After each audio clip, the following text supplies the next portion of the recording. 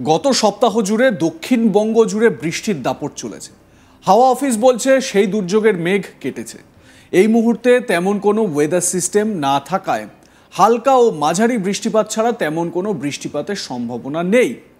তবে তার মধ্যেই হালকা থেকে মাঝারি বৃষ্টিপাতের সম্ভাবনা রয়েই যাচ্ছে দক্ষিণবঙ্গের একাধিক জেলায়। তার মানেটা কি? তার মানে হচ্ছে পুজোয় বৃষ্টিপাতের আশঙ্কা থাকছেই।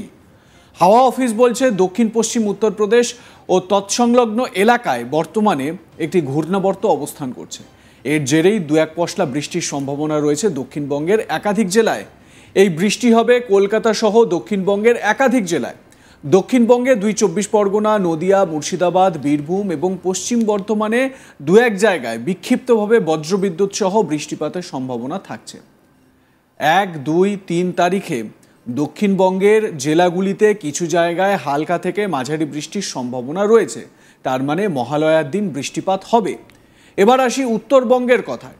উত্তরবঙ্গের জেলাগুলিতে বেশিরভাগ জায়গাতে হালকা থেকে মাঝারি বৃষ্টিপাতের সম্ভাবনা রয়েছে। উত্তরবঙ্গের উপরে যে ৫টি জেলা আছে, দার্জিলিং, জলপাইগুড়ি, কোচবিহার, আলিপুরদুয়ার, কালিম্পং, এই জেলাগুলোতে দু এক জায়গায় ভারী থেকে অতি ভারী বৃষ্টিপাতের সম্ভাবনা থাকছে, মানে ওপরের জেলাগুলোতে। তবে আপেক্ষিক আর্দ্রতাজনিত অস্বস্তি আপনাকে দিনভর ভোগাবে। হাওয়া অফিস বলছে বৃষ্টি চলবে ৫ই অক্টোবর পর্যন্ত। অন্যদিকে রবিবার থেকে বৃষ্টি কমছে উত্তরবঙ্গেও। মঙ্গলবার, বুধবার, বৃহস্পতিবার এবং শুক্রবার উত্তরবঙ্গের প্রতিটি জেলার অনেকাংশে হালকা থেকে মাঝারি বৃষ্টি হবে। এই বৃষ্টি চলবে ৫ই অক্টোবর পর্যন্ত।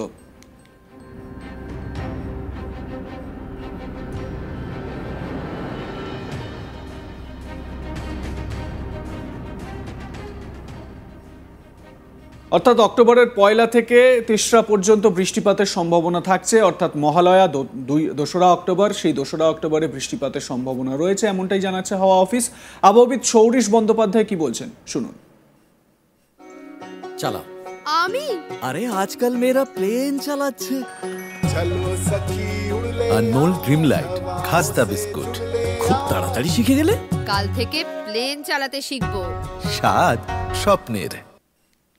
বর্তমানে উল্লেখযোগ্য ওয়েদার সিস্টেম সেভাবে কিছু নেই, ফলে আগামী কয়েকদিন বৃষ্টিপাতের পরিমাণ খুব বেশি থাকবে না। বিশেষ করে আগামী দুদিনের কথা যদি বলা হয়, ২৯-৩০ তারিখে দক্ষিণবঙ্গে বৃষ্টিপাতের সম্ভাবনা কমের দিকে, তবে লোকালাইজড দু এক জায়গায় হালকা ধরনের বৃষ্টিপাতের সম্ভাবনা থাকছে ২৯-৩০ তারিখ। ১ তারিখ থেকে পরবর্তী ৩-৪ দিন প্রধানত বিক্ষিপ্তভাবে হালকা থেকে মাঝারি ধরনের বৃষ্টিপাতের সম্ভাবনা থাকবে দক্ষিণবঙ্গের জেলাগুলিতে।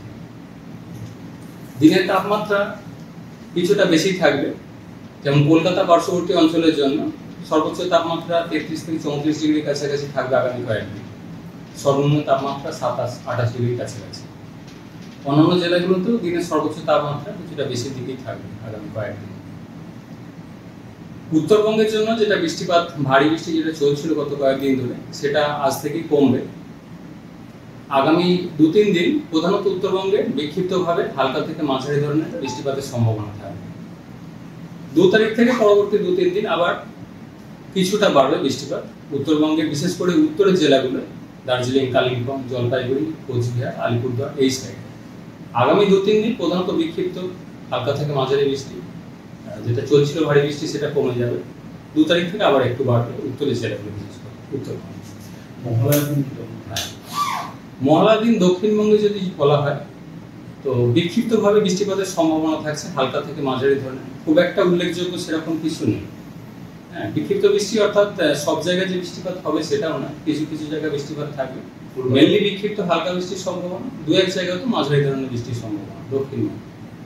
উত্তরবঙ্গের জন্য মহালয়ার দিন অর্থাৎ ২ তারিখ থেকে আবার একটু বৃষ্টিপাত কিছুটা বাড়বে, বিশেষ করে উত্তরবঙ্গের উত্তরের যে জেলাগুলি রয়েছে। কলকাতা পার্শ্ববর্তী অঞ্চলে আগামী ২ দিন বৃষ্টিপাতের সম্ভাবনা কমের দিকে, বা থাকলে ২ এক জায়গায় হালকা ধরনের কলকাতা পার্শ্ববর্তী অঞ্চলে, সেরকম সিগনিফিকেন্ট কিছু নেই। দিনের সর্বোচ্চ তাপমাত্রা মোটামুটি ৩৩-৩৪ ডিগ্রি কাছাকাছি থাকবে কলকাতা পার্শ্ববর্তী অঞ্চলে। সর্বনিম্ন তাপমাত্রা ২৭-২৮ ডিগ্রির কাছাকাছি। ১ তারিখ থেকে পরবর্তী ৩-৪ দিনে বিক্ষিপ্ত হালকা থেকে মাঝারি ধরনের বৃষ্টিপাতের সম্ভাবনা কলকাতা পার্শ্ববর্তী অঞ্চলেও থাকছে। অর্থাৎ এই বৃষ্টি যে সব দিন যে সব জায়গায় হবে তা নয়, যেহেতু বিক্ষিপ্ত বা লোকালাইজ ধরনের বৃষ্টিপাত, তো সেটাও স্বল্পস্থায়ী। দুর্গাপুজোর ক্ষেত্রে কি কোনো সিস্টেম তৈরি হতে পারে? না, এখনই সেরকম উল্লেখযোগ্য কিছু নেই পুজোর সময়, যেটা এখনো পর্যন্ত যেটা আমাদের ওয়েদার আউটলুক বলা হয়েছে, সেরকম উল্লেখযোগ্য কিছু ওয়েদার সিস্টেম দুর্গাপুজোর সময় সেরকম সম্ভাবনা এখনই নেই। মেনলি বিক্ষিপ্ত হালকা বৃষ্টির সম্ভাবনার কথা বলা হয়েছে দুর্গাপুজোর সময়। এই যে দিনের তাপমাত্রা এত বেড়ে যাচ্ছে, রাতের দিকে কি তাপমাত্রা একটু কমতে পারে? না, রাতের তাপমাত্রা এখন দিনের তাপমাত্রা রাতের তাপমাত্রা দুটোই বেশির দিকেই রয়েছে, কিছুটা স্বাভাবিকের থেকে কিছুটা বেশি চলবে, আর্দ্রতা বেশি রয়েছে।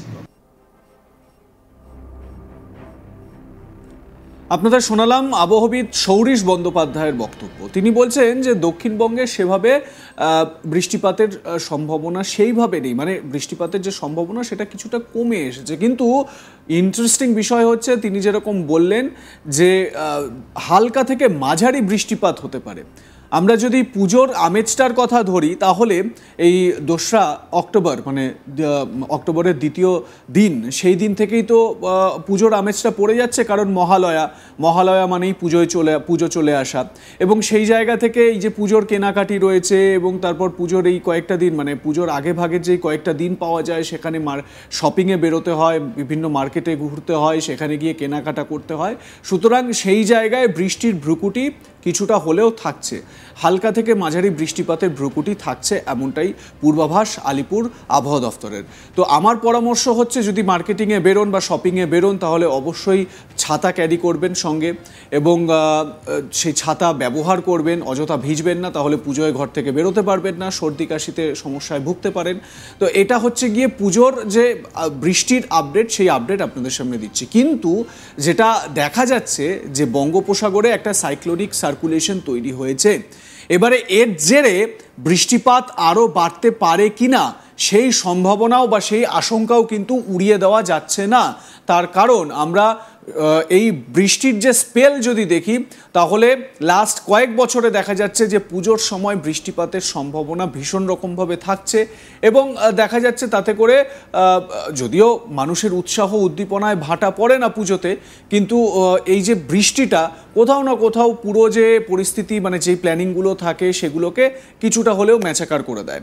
আপনাদের দক্ষিণবঙ্গের বিষয়ে জানালাম, উত্তরবঙ্গের বিষয়েও জানিয়েছি। উত্তরবঙ্গের ওপরের যে 5 জেলা, পাহাড়ি এলাকার যে 5 জেলা, সেই 5টি জেলায় বৃষ্টিপাতের সম্ভাবনা রয়েছে।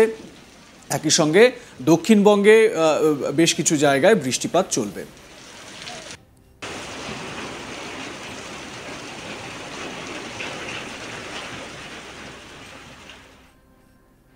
লাইক কমেন্ট শেয়ার করতে ভুলবেন না। দেখতে থাকুন আজ তাক বাংলা, সাবস্ক্রাইব করুন ইউটিউব চ্যানেলটি।